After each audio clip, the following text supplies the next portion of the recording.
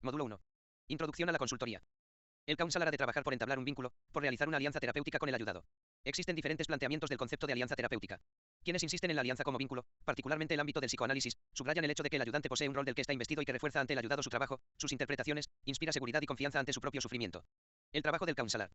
La alianza que se establece entre counselor y ayudado está propiciada y reforzada fundamentalmente por las actitudes del ayudante, lo cual va a favorecer el desarrollo de los recursos latentes del ayudado y el posible cambio. Tanto la creación como el mantenimiento del vínculo son muy importantes para que la ayuda sea eficaz. El vínculo ha de establecerse de manera adecuada. Por ello es necesario estar atentos al binomio cercanía o implicación y distancia, siempre delicado en todas las relaciones de ayuda. El ayudado o asesorado ha de ser visto siempre como una persona autónoma, capaz de orientar su vida con sentido. El diagnóstico. El ayudante hace su propio diagnóstico o interpretación de la realidad interna del ayudado, sentimientos, cogniciones, significados, valores, creencias, etc., y de la realidad externa, contexto, relaciones, conductas, etc., considerando la importancia de esta valoración, pero con atención vigilante a que no se convierta en una etiqueta, un juicio, una clasificación o un mero caso. Para Rogers, la terapia es el diagnóstico y ese diagnóstico es un proceso que se desenvuelve en la experiencia del sujeto y no en el intelecto del práctico. La cuestión en counseling no es tanto saber si es oportuno o no hacer un diagnóstico, sino, más fundamentalmente aún, si es posible funcionar cognitivamente sin hacer diagnósticos. El diagnóstico en el counseling. El diagnóstico es el proceso cognitivo por el cual el counselor selecciona, organiza e interpreta las informaciones verbales y no verbales, emitidas por el ayudado en el marco de una visión significativa y coherente del funcionamiento personal de este ayudado. Los diagnósticos adquieren carácter de hipótesis, y un buen counselor es aquel cuyo saber es lo suficientemente amplio como para poder permitirle la formulación de varias hipótesis. El diagnóstico, como hipótesis. Los diagnósticos adquieren carácter de hipótesis, y un buen counselor es aquel cuyo saber es lo suficientemente amplio como para poder permitirle la formulación de varias hipótesis. Quien dispone de varias hipótesis puede cotejar unas con otras, evaluar su respectivo grado de probabilidad, estar más preparado para captar los indicios que faltan y para sacar partido de los indicios inexplicables, etc. El diagnóstico, por tanto, serviría para establecer hipótesis con las que comprender lo que le sucede al otro en clave de opciones fundamentales en su vida, en términos de valores, en términos de sentido último de lo que vive y de lo que busca. Acoger para explorar.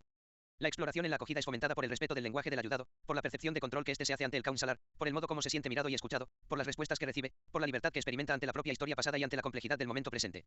En el fondo, la experiencia de libertad que el ayudado hace. Acoger para explorar avances. La narración de la propia historia, cuando se sufre, no solo puede ser incómoda y liberadora a la vez, sino que está cargada de contenido.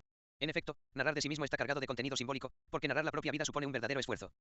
Es poner en perspectiva acontecimientos que parecen accidentales. Es distinguir en el propio pasado, lo esencial de lo accesorio, los puntos firmes. Contar su vida permite subrayar momentos más importantes, igualmente, minimizar otros. Se puede, en efecto, gastar más o menos tiempo en contar un acontecimiento que en vivirlo. El relato crea una inteligibilidad, da sentido a lo que se hace. Narrar es poner orden en el desorden. Contar su vida es un acontecimiento de la vida, es la vida misma, que se cuenta para comprenderse. Narrar no es tabular. Contar los acontecimientos que se han sucedido en la vida permite unificar la dispersión de nuestros encuentros, la multiplicidad disparatada de los acontecimientos que hemos vivido. Validar sentimientos. Esta es una de las tareas más importantes que tiene que hacer el counselor, validar los sentimientos y acompañar a encauzarlos y ser dueños de ellos.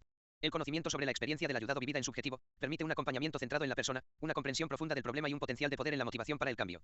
No es posible captar la realidad sin tener en cuenta los sentimientos. Las abstracciones de la inteligencia intelectiva y del razonamiento tienen importancia, pero cuando ellas pierden contacto con los sentimientos, no son consideradas en su complejidad y en su subjetividad. Cuando perdemos contacto con nuestros sentimientos, perdemos a la vez el contacto con nuestras cualidades más humanas, más personales, más íntimas. Los sentimientos son, pues, los modos más íntimos de experimentarse reaccionando ante los estímulos externos e internos.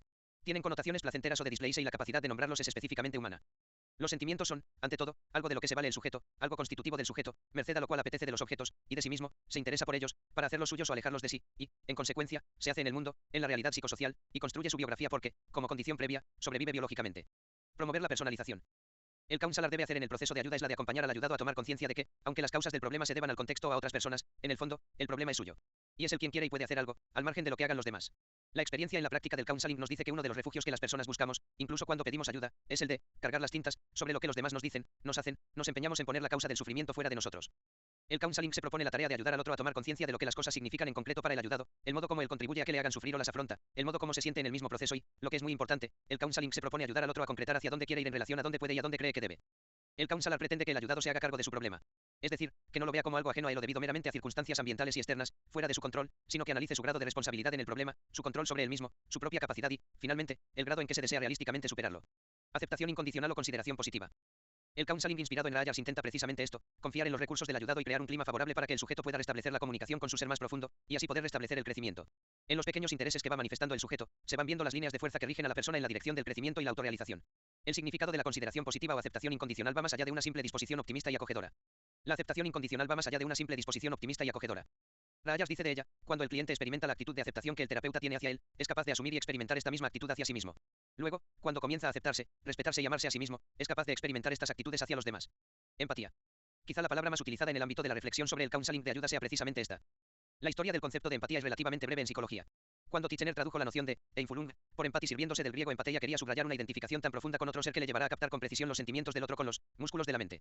El desarrollo del concepto lleva a adquirir una importancia central en el ámbito de las relaciones de ayuda, de modo particular con la IALS. Empatía análisis. La empatía comporta también que la persona del ayudado perciba que está siendo comprendido. No se trata de una comprensión fácil y superficial, semejante a las palabras bien intencionadas que quitan importancia y relativizan, ni tampoco una comprensión que genera la grata experiencia de sentirse en sintonía emocional. La empatía, por tanto, no es lo mismo que la simpatía, gentileza, ni siquiera en el sentido etimológico, sentir con. Cuando una persona, queriendo comprender a otra, experimenta sus mismas emociones, entonces estamos ante el significado etimológico de la simpatía. Espontaneidad. El counselor expresa de forma abierta y sincera, sin titubeos, cuánto están compartiendo del mundo interno del ayudado. Es responsable y responde contacto al ayudado, utilizando las técnicas y actitudes de forma natural. Apertura. El counselor se muestra próximo, dispuesto y motivado para compartir con el ayudado su aquí y ahora. Técnicas para el counseling. Son numerosas las técnicas, habilidades o destrezas que pueden contribuir a la eficacia del counseling. Nosotros presentaremos algunas, aquellas que según nuestra experiencia, están resultando más útiles en los procesos de práctica del counseling. La escucha activa. En el counseling la escucha activa representa la herramienta fundamental de la interacción y de la ayuda. Parte del presupuesto de que nadie mejor que el que tiene un problema lo conoce, y de la confianza de que él tiene una responsabilidad en su afrontamiento. En el counseling la escucha activa representa la herramienta fundamental de la interacción y de la ayuda. Parte del presupuesto de que nadie mejor que el que tiene un problema lo conoce, y de la confianza de que él tiene una responsabilidad en su afrontamiento. Fin del módulo 1.